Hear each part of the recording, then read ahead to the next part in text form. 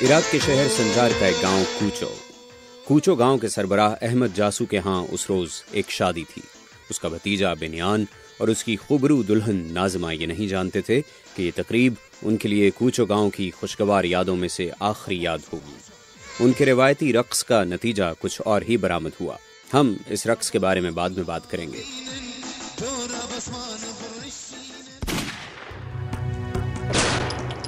کچھ ماہ بعد یہ گاؤں گولیوں کی آوازوں سے گونج اٹھا۔ صبح کے 2 بجے تھے۔ 19 سالہ بازی خوفزدہ ہو گئی۔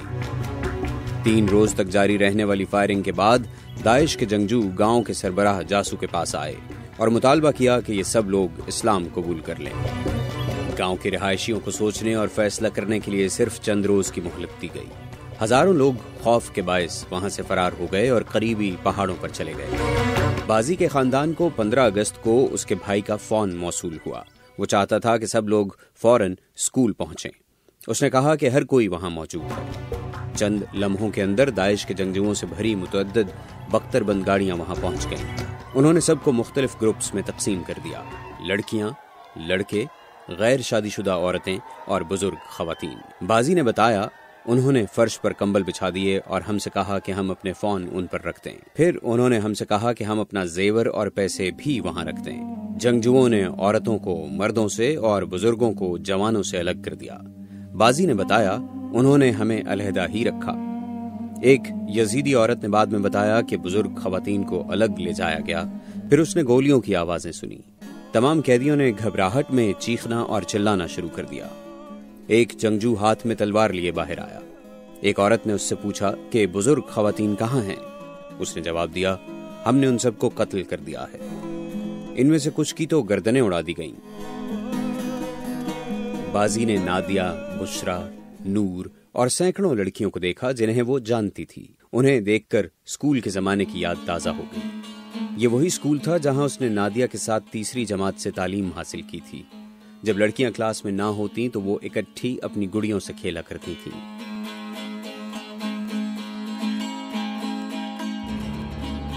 بازی نے ایک پک اپ ٹرک کی آواز سنی اور وہ اپنے تصور سے باہر آ گئی۔ اس نے کھڑکی سے داعش کے جنگجوؤں کو دیکھا جو گاؤں کے سربراہ احمد جاسو سمیت کچھ مردوں کو لے جا رہے تھے۔ پھر اس نے کسی کو چیختے ہوئے سنا۔ لڑکیوں نے مسلسل گولیاں چلنے کی آوازیں سنی۔ نادیہ دوسری منزل پر تھی۔ اس نے دیکھا کہ داعش کے جنگجو کچھ مردوں کو لے گئے اور انہیں قتل کر دیا۔ ان میں اس کے 6 بھائی بھی شامل تھے۔ جب وہ بازی کی ماں کو لے جانے لگے تو اس نے بازی کے چھوٹے بھتیجے کو اس کے پاس چھوڑ دیا۔ بازی کی ماں کو اس کے بعد کبھی زندہ نہیں دیکھا گیا۔ جب داعش کے لوگ بازی، نادیہ اور دوسری لڑکیوں کو لینے آئے تو بازی نے اپنے بھتیجے کی طرف اشارہ کرتے ہوئے کہا وہ اس کا بچہ ہے۔ پہلے انہوں نے اسے باقی لڑکیوں کے ساتھ الگ کر دیا، لیکن پھر اس شخص نے بازی کے بھتیجے کو حکم دیا کہ وہ اس کے ساتھ رہے۔ بازی نے کچھ دیر کے لیے خود کو خوش قسمت سمجھا۔ اس رات نادیہ اور کوچو کی سینکڑوں لڑکیوں کو داعش کے لوگ بسوں میں موصل لے گئے۔ I am a survivor of the Yazidi genocide, now a refugee. بعد میں نادیہ نے اقوام متحدہ میں شہادت دی اور بتایا کہ اس نے اس رات کیا دیکھا۔ اس نے بتایا کہ داعش کے لوگوں نے تمام مردوں کو ایک جگہ اکٹھا کیا اور ایک ہی دن میں 700 لوگوں کو قتل کر دیا۔ انہوں نے 80 بزرگ خواتین کو ان سے الگ کر دیا اور انہیں سولاغ میں ہلاک کر دیا۔ ان میں اس کی ماں بھی شامل تھی۔ چھوٹے بچوں کو تربیتی مقامات پر بھیج دیا گیا۔ اس نے اقوام متحدہ میں عالمی لیڈروں کو بتایا کہ داعش کے لوگوں نے اغوا کی گئی عورتوں اور بچوں کی بے حرمتی کی۔ انہوں نے انہیں چھوا اور ان کی عصمت تری کی۔ موصل کی جس عمارت میں نادیہ اور 150 سے زائد یزیدی خاندانوں کو لایا گیا وہ پہلے ہی ہزاروں یزیدی خاندانوں سے بھرا ہوا تھا جن کا تحفے کے طور پر تبادلہ کیا جا رہا تھا۔ ان میں سے ایک شخص نے نادیہ کو لینا چاہا، لیکن نادیہ اس دیو ہیکل شخص کے ساتھ جانے کے لیے راضی نہ تھی۔ اس پر اس شخص نے نادیہ کو مارا پیٹا اور ٹھوکریں ماری۔ چند منٹ بعد ایک اور شخص اس کے پاس آیا۔ وہ پہلے والے شخص سے چھوٹا تھا۔ نادیہ نے اس کی منت کی کہ وہ اسے لے جائے۔ اس نے اس سے اپنا مذہب تبدیل کرنے کو کہا۔ نادیہ نے انکار کر دیا۔ پھر اس نے نادیہ سے کہا کہ وہ اس سے شادی کر لے۔ نادیہ نے بیمار ہونے کا بہانہ کر کے اسے خفا کر دیا۔ چند روز کے بعد اس شخص نے نادیہ سے کپڑے تبدیل کرنے اور میک اپ کرنے کو کہا۔ اس رات اس نے نادیہ کی عصمت دری کی۔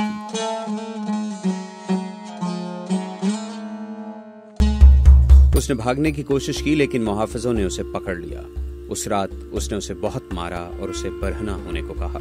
اس نے نادیہ کو دوسرے محافظوں کے ساتھ ایک کمرے میں بند کر دیا اور انہوں نے اس وقت تک اس کی عزت لوٹی جب تک وہ بے ہوش نہ ہو گئی۔ لڑکیاں جانتی تھیں کہ انہیں جنسی کنیزوں کی حیثیت سے فروخت کر دیا جائے گا۔ لڑکیاں اکثر نہانے سے انکار کر دیتی تھیں تاکہ وہ ممکنہ خریداروں کے لیے زیادہ پرکشش نہ رہیں۔ 74ویں کمانڈ کوجو نامی ایک دستاویزی فلم میں ان میں سے کچھ سودوں کی تفصیل پیش کی گئی ہے۔ آپ اس لڑکی کو کتنے میں خریدیں گے؟ ایک بندوق کی قیمت پر۔ قیمت کا انحصار کچھ چیزوں پر ہوتا ہے۔ اگر لڑکی کی آنکھیں نیلی ہیں تو قیمت مختلف ہوگی، $500۔ آج جنسی کنیزوں کی منڈی لگنے کا دن ہے۔ میرے اور فاروق کے پاس ابھی کوئی لڑکی نہیں ہے۔ کیا آپ ایک یزیدی لڑکی چاہتے ہیں، ایک جنسی کنیز؟ اگر وہ 15 سال کی ہے میں اسے گھما کر دیکھوں گا اور اس کے دانت بھی دیکھوں گا۔ اگر اس کے دانت ہی نہیں ہیں تو میں اسے کیوں خریدوں؟ تو پھر اسے گولی مار دو۔ بازی کی حاضر دماغی نے صرف کچھ دیر کے لیے اس کا ساتھ دیا، پھر وہ اسے دوسری 20 لڑکیوں کے ساتھ تلافار لے گئے۔ بازی کو یاد ہے کہ اسے اپنے 3 سالہ بھتیجے کے ساتھ شام کے شہر رقہ لے جایا گیا۔ اسے الیپو میں فروخت کیا گیا۔ اس نے 2 مرتبہ بھاگنے کی کوشش کی۔ پہلی بار اس نے اپنے مالک کے گھر سے فرار ہونے کی کوشش کی اور حلب میں ایک گھر کے دروازے پر دستک دی۔ ایک عورت باہر نکلی اور بازی نے اسے اپنی کہانی سنائی اور اس سے مدد کی التجا کی۔ عورت نے اپنے شوہر کو بلایا اور بازی سے اس وقت تک گھر میں انتظار کرنے کو کہا جب تک اس کا شوہر گھر نہ آ گیا۔ عورت کا شوہر داعش کا حامی نکلا۔ وہ اس شخص کو وہاں لے آیا جس سے بازی فرار ہوئی تھی۔ اسے مارا پیٹا گیا اور بار بار اس کی عزت لوٹی گئی۔ لامیا بشر نے 4 مرتبہ بھاگنے کی کوشش کی اور بالآخر وہ مارچ میں فرار ہونے میں کامیاب ہو گئی۔ پھر ایک بارودی سرنگ پھٹ گئی۔ اس دھماکے کے نتیجے میں لامیا اپنی دائیں آنکھ سے محروم ہو گئی اور اس کی جلد پگھلنے سے چہرے پر نشان پڑ گئے۔ وہ خود کو خوش قسمت لوگوں میں سے ایک سمجھتی ہے۔ اسے اپنی 9 سالہ بہن مایادہ کی بہت فکر ہے جو اب تک قید میں ہے۔ وہ اس کی ایک تصویر اپنے خاندان کو بھیج سکی جس میں وہ داعش کے جھنڈے کے پاس کھڑی ہے۔ ٹورانٹو سے جاری ہونے والی میکلینز نامی ایک ویب سائٹ میں کچھ دوسری لڑکیوں کی کہانی بیان کی گئی ہے۔ 14 سالہ ایک یزیدی لڑکی امیرہ حسین کے بائیں بازو پر ایک ٹیٹو ہے جس پر لکھا ہے میرے لوگوں کو واپس لاؤ۔ اس نے اپنی گردن میں ایک لاکٹ پہن رکھا تھا جس میں اس کے لاپتہ بڑے بھائی کی تصویر تھی، یوں وہ ہمیشہ میرے قریب رہے گا۔ ایک روز بشرا اور دوسری لڑکیوں سے کہا گیا کہ وہ غسل کریں۔ وہ جانتی تھیں کہ کیا ہونے والا ہے۔ ایک لڑکی نے اپنی کلائی کاٹ لی اور خون بہنے سے غسل خانے میں ہی اس کی موت واقع ہو گئی۔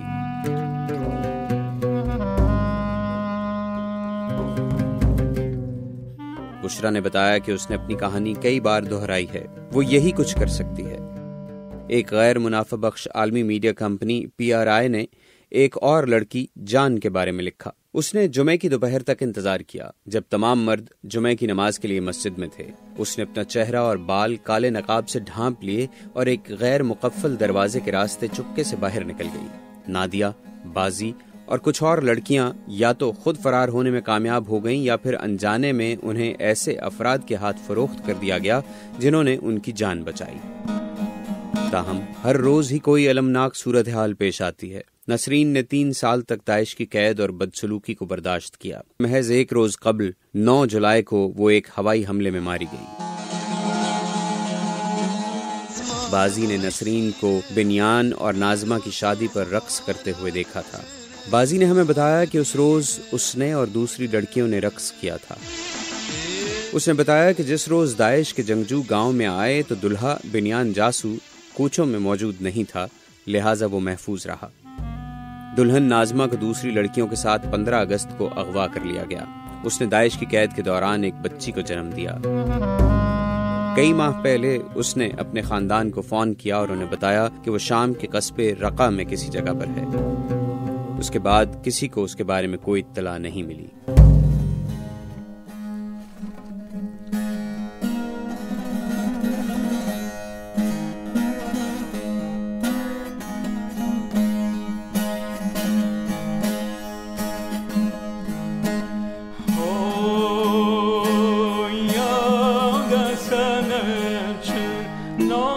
زنی شعله